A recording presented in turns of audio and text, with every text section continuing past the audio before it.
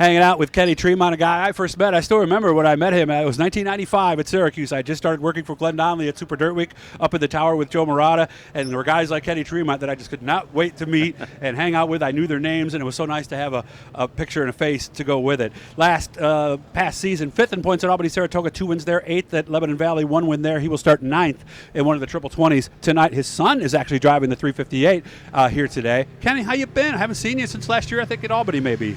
Actually, we're doing pretty good overall. Not a bad season, but of course we're always looking for better. Okay, where can we be better?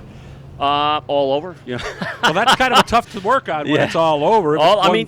Just off a little bit. I would say, maybe in adjusting the chassis and being good over the whole distance of the race, rather than maybe just good at the beginning or in the middle. Okay. Well, years ago, they always told me that a good driver could make up for a car that maybe wasn't quite right. Can you still do that today? The good drivers can, yeah. Okay. Are you one of those? You led me right into it. Can you do that? No, I think, there's, the cars are really, really even now, so it's harder to do that, because everybody's got really basically the same stuff, really good motors, all basically the same chassis, same tires, spec tires. Mm-hmm. I mean, there's a few areas where you can make some adjustments, maybe a little bit different, one car compared to the next, but cars are really equal today, more so than ever. I never really did this with you, so I wanted to do this now. Let's go all the way back. When did Kenny Tremont, of course, your dad built motors pretty much your whole life? That's one of your earliest memories? Correct. Yep. Okay. Did he race? He never actually drove. Okay. No. I mean, he did as a teenager, dragged some older cars. Oh, he did? Okay. Yeah, but never circle track stuff. I mean, they used to have some owner races at Lebanon Valley once a year, so he used to do that once a year, get all the owners together and run their cars. 50s, 60s drag racing was really at its ultimate popularity. No, that was very popular. Then. Yeah, absolutely, yep. So what brought you in? I mean, because obviously you made good contacts with your dad building motors, I would imagine. Absolutely. Well, I mean, he always had his own car even since I was a kid, so we always went to the races, my sisters and I, as young kids. So, I mean, we were hooked. We didn't have a chance, at all. I mean, we were just there. And, of course, when you become a teenager, you want to do it for yourself, and all your friends are there, and, that was your every weekend. So it was just kind of normal, I think.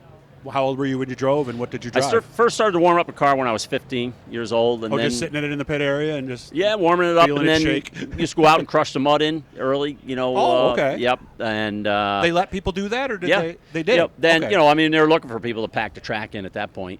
Oh. So that kind of fit right in. So that kind of got me the feel of it, and then started out running some fast warm-ups, and then, starting in the Consi, in the back of the Consi, see if we could qualify, and worked our way into it that way. Really? And how old were you then?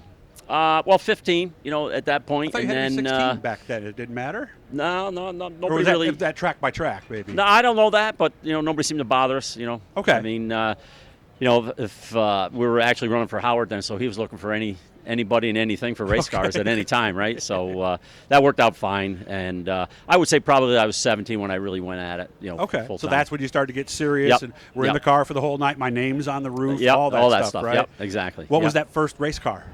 That was a profile car. They used to build chassis. Now they build steering boxes now, Jimmy Alley. Oh, yeah. So they were located in Flemington, New Jersey. So that was a profile chassis.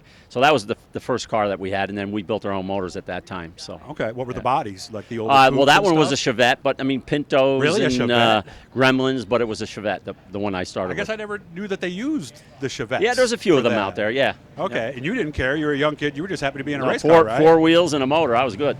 How long did it take for you to start to get the hang of it and start to actually get to victory lane? 1982, from probably 1979 or so. So a few years, 4 years, yeah. Okay. Did it happen suddenly? No. I mean, we had to work at it. I had to slowly work up to speed. Mm-hmm. It was. I wouldn't say I was a natural by any means. Okay. When did it go from? And this is you guys listen to these interviews, that this is where I'm going next. When did it go from you get a win every now and then to? Because you know what it's like when you're going to the racetrack thinking, I've got what I need to win, I should win tonight. When did that change? Well, I don't know exactly, but I mean, I think we won 5 races totally that first year. 1 at Lebanon. That's not bad, though. That's not bad. No.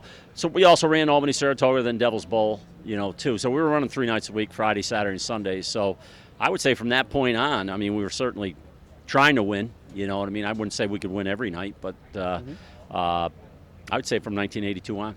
When's the first time you took on the mile? 1981.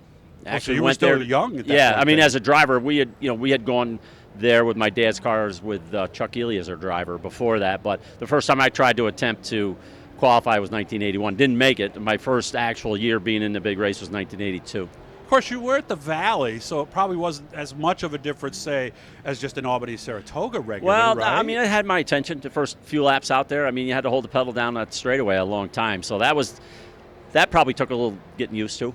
Okay. You know, How long did it take to get the hang of Syracuse? Because back then you got there, 3 times a year maybe? Yeah, well, so July 4th, Labor Day, and then the and big Super race Bowl at the week, end yeah. of the year in October. So, I don't know if I ever got to the point where you ever felt really, really great there. I mean, you had to respect the place. But, Yeah, but you won there. Yeah, a few years. I don't know. I would say probably 4 or 5 before you really felt Okay, decent. but there's still that intimidation yeah, factor. you never want to get to the point where you thought you had it conquered. I always tried to respect it. And I guess the big thing guys would do when they were new was you go into turn 1 and you kind of watch somebody around you to see when the lifting point is. And I heard there were some people, like Billy Decker was the one everybody told me, holds it in deeper than anybody else. Well, that's okay as long as it turns when you get ready to turn. I mean, I think it was just a matter probably of nerve. What your car will hold. I mean, anybody can hold it down, but you don't want to end up in a fence. Yeah, because there's a little thing in your head that tells you, I better lift or get on the brakes at Yeah, this moment, right? exactly. Yeah, I mean, you kind of get the, your comfort level there, pretty quick. How comfortable are you at Oswego? Not too bad. I mean, obviously this isn't as fast as, Right. as Syracuse, but I Or mean, you're even still Lebanon whistling Valley. along pretty good here too, as well. Is it because of the banking? It's not as fast as Lebanon Valley. No, though, is it's it? not. I mean, it's pretty big, really. Yeah. I guess it's probably 5/8 of a mile if you were to measure it. Lebanon's 5/8 of a mile, so it's a pretty good. It's pretty much a circle going on the backstretch. I mean, you're straight on the front chute for a little bit, but there's a lot of cornering here. It's good to see you again. Yes, I same here. appreciate your time.